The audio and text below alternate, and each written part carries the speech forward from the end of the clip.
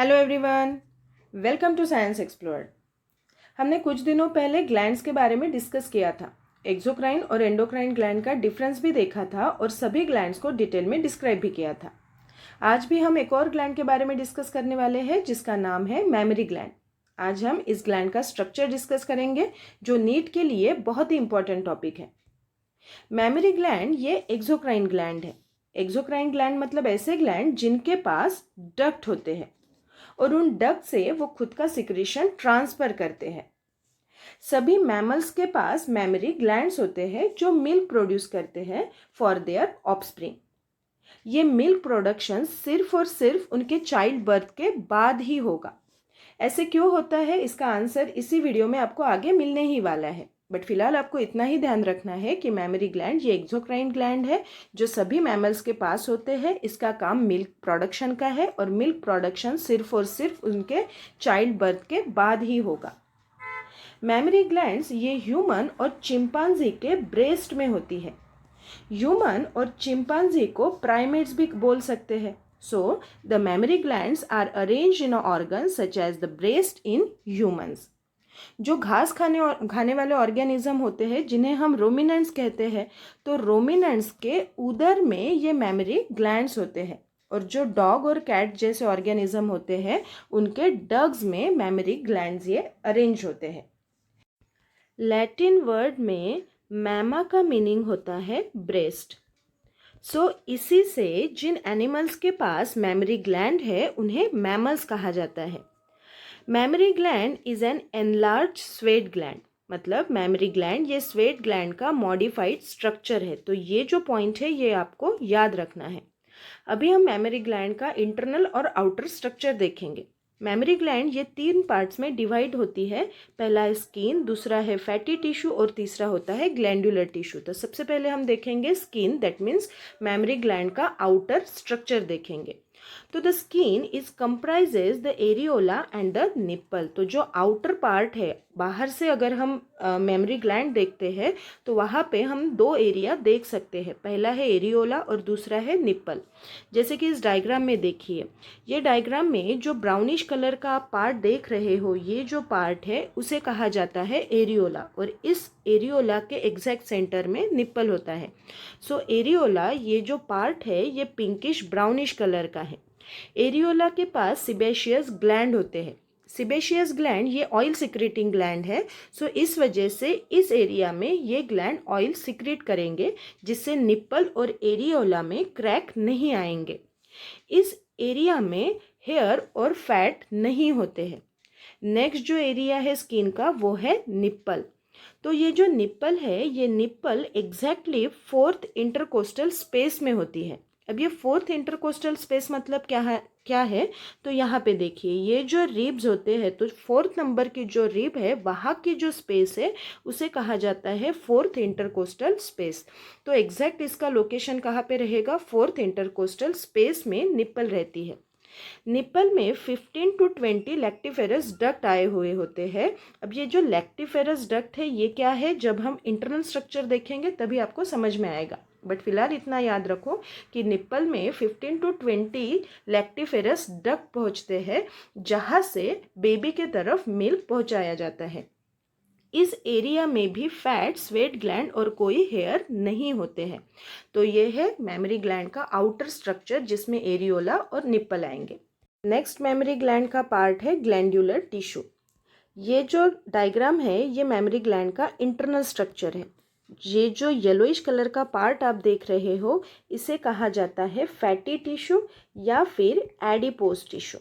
ठीक है, तो मैमरी ग्लैंड के इंटरनल स्ट्रक्चर में आपको एडिपोज टिश्यू देखेंगे और जो ये ब्राउनिश कलर के ऐसे लोब्यूल्स दिख रहे हैं उसे कहा जाता है मैमरी लोब्यूल्स। तो ये एडिपोज टिश्यू ऐसे बाहर से भी दिखेगा और ये मैमरी लोब्यूल के बीच में भी आपको एडिपोज टिश्यू देखेंगे। So adipose tissue it is also part of mammary gland. उसके बाद है ग्लैंडुलर टिश्यू। अब ये जो ग्लैंडुलर टिश्यू है, इन ग्लैंडुलर टिश्यू से ही ये ऐसे मैमरी लोब्यूल्स बने हैं। ठीक है, सो इंटरनल स्ट्रक्चर का पहला जो पॉइंट हम लर्न करेंगे वो है the glandular tissue of mammary gland divided into memory lobules. तो ये जो लोब्यूल्स बने हैं ये किससे बने हैं, वो ग्लैंडुलर टिश्यू से ही बने हैं। नेक्स्ट जो पॉइंट है वो है mammary lobules contain cluster of cell called alveoli. मतलब ये जो बड़ा वाला जो मेमोरी लोब्यूल है, हम यहाँ से एक मेमोरी लोब्यूल ऐसे एक्सपांड करके देखेंगे, ठीक है। तो ये एक मेमोरी लोब्यूल है और इस मेमोरी लोब्यूल के अंदर भी और भी सेल का क्लस्टर दिखेगा, जिनसे ऐसा एक स्ट्रक्चर बनेगा जिसे अल्वियोलाई कहते हैं। और इस अल्वियोलाई के अंदर यहाँ पे इंटरनली ऐसे सेल बन जाते हैं। ओके, ऐसे सेल होते हैं। इन सेल्स को हम कहते हैं इपिथेलियल सेल, ठीक है। इपिथेलियल सेल को ही हम कह सकते हैं, मतलब इपिथेलियल सेल के पास होते हैं लैक्टिफेरस ग्लैंड। ओके, सो ये जो ब्लैकिश कलर का एरिया है वो है इपिथेलियल सेल, जिसके पास लैक्टिफेरस ग्लैंड्स है जो मिल्क सिक्रेट करेंगे। अब लैक्टिफेरस ग्लैंड ने जो मिल्क प्रोड्यूस किया है उनको भेजा जाता है ये बीच वाली जो स्पेस है, उस स्पेस को हम कहेंगे ल्यूमेन ऑफ अल्वियोलाई। मतलब फिर से समझ लो कि जो ग्लैंडुलर टिश्यू है, ग्लैंडुलर टिश्यू से मेमोरी लोब्स बन गए हैं। तो ये जो बाहर वाला स्ट्रक्चर है ये मेमोरी लोब्स है। इनके अंदर अल्वियोलाई है, मतलब छोटे छोटे फिर से लोब्यूल्स दिखेंगे, उन्हें अल्वियोलाई कहेंगे। अल्वियोलाई के अंदर इपिथेलियल सेल है जिनके पास लैक्टिफेरस ग्लैंड है जो ब्लैक कलर के दिखाई दे रहे हैं। और ब्लैक कलर के अंदर वाली जो स्पेस है उसे कहते हैं ल्यूमेन ऑफ अल्वियोलाई। तो यही पॉइंट अभी हम डिस्कस करेंगे। देखो थर्ड पॉइंट क्या है, the cell of alveoli, that means जो अल्वियोलाई है उनके पास क्या है, मिल्क प्रोड्यूसिंग सेल है जिसे इपिथेलियल सेल कहेंगे। और वो क्या करते हैं, मिल्क को सिक्रेट करेंगे और कहाँ पे स्टोर करके रखते हैं, जो बीच वाली जो कैविटी है जिसे हम ल्यूमेन कहते हैं, वहाँ पे मिल्क को स्टोर करके रखा जाता है। ठीक है, यहाँ तक समझ में आया। नेक्स्ट जो है वो है alveoli open into memory tube. अब जो अल्वियोलाई हमने निकाले थे उसका सबसे पहला जो ट्यूब जैसे स्ट्रक्चर बाहर आएगा उसे कहा जाता है मेमोरी ट्यूब्यूल।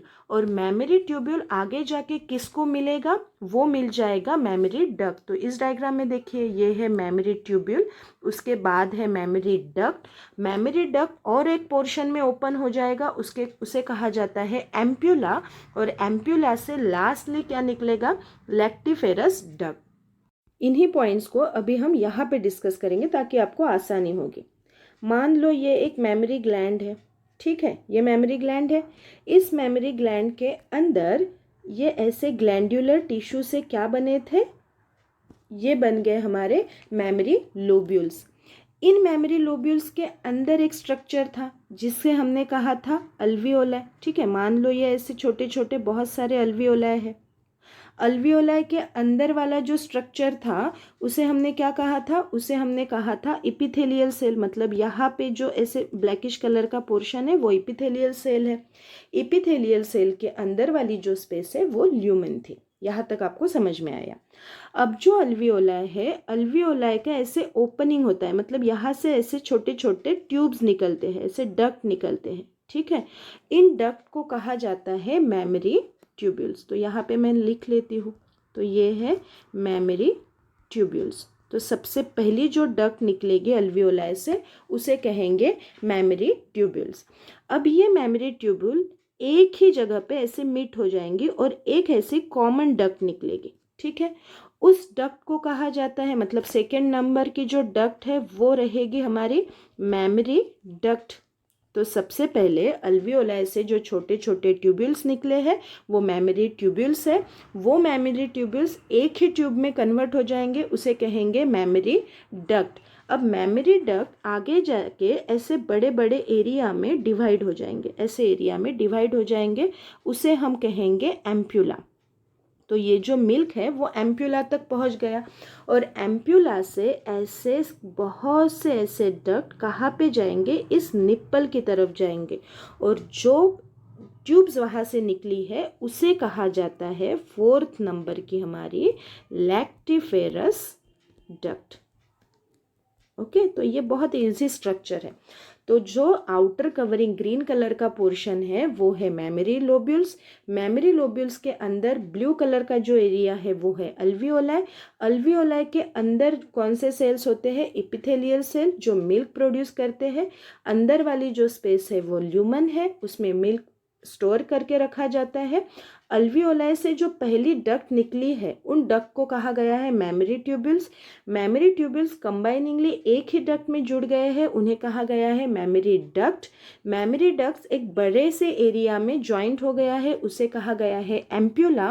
और सभी एम्प्यूला एक ही ट्यूब को आगे ऐसे ट्यूब निकल के निप्पल की तरफ आएंगे, उसे कहा गया है लैक्टिफेरस डक्ट। तो ये कंप्लीट स्ट्रक्चर होता है मेमोरी ग्लैंड का। पीछे चलो, अभी आपको पूरा पॉइंट समझ में आएगा, यहाँ से पढ़ेंगे। So alveoli open into mammary duct, ठीक है। तो alveoli open into mammary duct पहली। Several mammary duct joints to form wide mammary ampulla, मतलब मेमोरी ट्यूब्यूल ये मेमोरी डक्ट में ओपन हो गए और बड़े से एरिया में वो ओपन हो गए एम्प्यूला। और एम्प्यूला का लास्ट जो ट्यूब्स निकलेंगे उसे कहेंगे लैक्टिफेरस डक्ट, और वहाँ से बेबी मिल्क को सक करेगा। अब मेमोरी ग्लैंड ने जो मिल्क प्रोडक्शन किया है वो अपने आप नहीं होता है, तो फीमेल बॉडी में कुछ ऐसे हार्मोन रिलीज किए जाते हैं, तभी जाके बॉडी में मिल्क प्रोड्यूस होता है आफ्टर प्रेगनेंसी। बेबी डिलीवरी होने के बाद ही मिल्क का प्रोडक्शन होता है। तो ऐसे क्यों होता है? क्योंकि ये सारा हार्मोन के ऊपर रहता है। मान लो ये पिट्यूटरी ग्लैंड है, फीमेल की ये पिट्यूटरी ग्लैंड है। हमने पिट्यूटरी ग्लैंड ऑलरेडी डिस्कस की है, तो आपको पता है कि पिट्यूटरी ग्लैंड में 2 लोब्स होते हैं, एक होता है एंटीरियर लोब और दूसरा होता है पोस्टीरियर लोब। तो मिल्क प्रोडक्शन के लिए और मिल्क इजेक्ट आउट करने के लिए ये दोनों ही लोब बहुत ज़्यादा इंपॉर्टेंट है। तो आफ्टर प्रेगनेंसी ये जो एंटीरियर पिट्यूटरी है, ये एंटीरियर पिट्यूटरी प्रोलैक्टिन नाम का हार्मोन रिलीज करती है, और ये प्रोलैक्टिन हार्मोन अल्वियोलाई के ऊपर एक्ट होती है। जैसे ही प्रोलैक्टिन ये अल्वियोलाई के ऊपर एक्ट होगा, वहाँ से मिल्क सिक्रेट होना स्टार्ट हो जाएगा, मिल्क का प्रोडक्शन होना स्टार्ट हो जाएगा। बट यहाँ पे सिर्फ मिल्क का प्रोडक्शन हुआ है, अब उस मिल्क को इजेक्ट आउट करना है, बेबी तक पहुँचाना है। तो जब बेबी रोती है तब उस टाइम मम्मी की जो पोस्टीरियर पिट्यूटरी ग्लैंड है वो ऑक्सीटोसिन नाम का हार्मोन रिलीज करती है, जिसे लव हार्मोन भी कहा जाता है।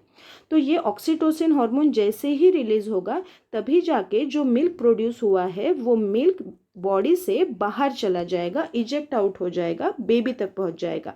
तो ये 2 हार्मोन बहुत ही ज़्यादा इंपॉर्टेंट है, जो कि फीमेल पिट्यूटरी ग्लैंड से सिक्रेट किए जाते हैं। एंटीरियर पिट्यूटरी से प्रोलैक्टिन हार्मोन रिलीज किया जाता है और पोस्टीरियर पिट्यूटरी से ऑक्सीटोसिन नाम का हार्मोन रिलीज किया जाता है। सो यहाँ पे देखो, the prolactin leads to the development of mammary gland. तो प्रोलैक्टिन मेमोरी ग्लैंड को डेवलप करने के लिए भी यूजफुल होता है और मिल्क प्रोडक्शन के लिए बहुत ज़्यादा इंपॉर्टेंट है। और the hormone oxytocin induce milk to be ejected from glands. तो मिल्क का इजेक्ट आउट करने के लिए ऑक्सीटोसिन नाम का हार्मोन इंपॉर्टेंट है।